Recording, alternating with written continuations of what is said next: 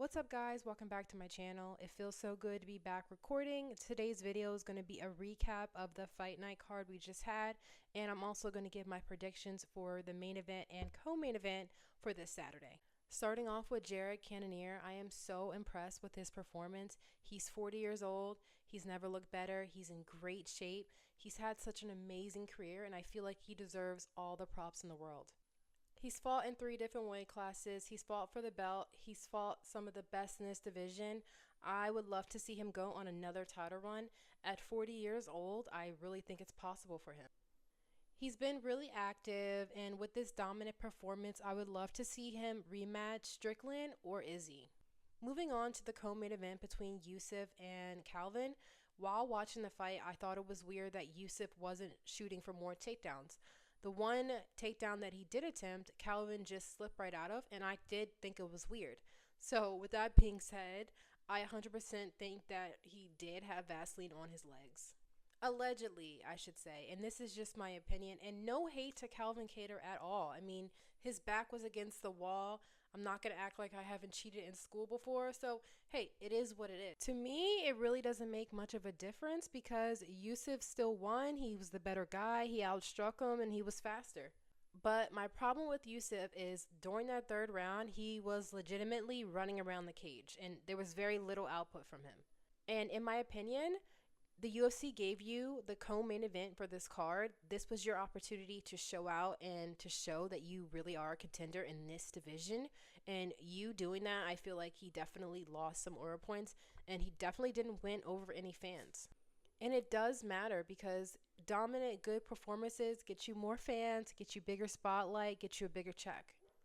After this performance, I'm curious to see how he will do and what his future will look like in the featherweight division.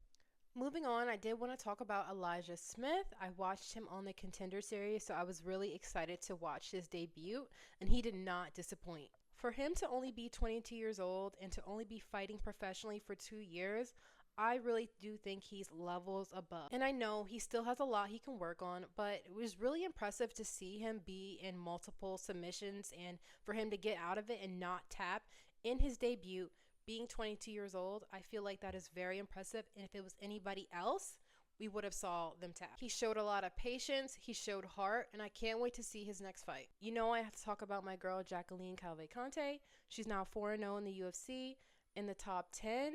The only things I want to see her work on is her takedown defense. I just feel like she accepts takedowns way too easily, and if she faces a girl like Eileen Perez, Kayla Harris, and Macy Chasson, these girls are going to take her down, and it's going to be a very long night for her. Another thing I want to see her work on is being a little bit more aggressive and pushing for a finish. I definitely feel like she could have had one in this last fight. Onto the Seattle card, I swear it's cursed. I've never seen so many pullouts on a card before. In the main event, we have Henry Cejudo taking on Song Yadong. And in this fight, I do think Henry will finally get a win. Unfortunately, because I want Song to win and I'm rooting for him to win. But the problem is he hasn't been able to get past the next level guy, the next talent, like Corey Sandhagen, Peter Yan. He can't seem to get past that threshold. He is past his prime, and I do think he's slow, but I think he'll be able to out-wrestle Song here.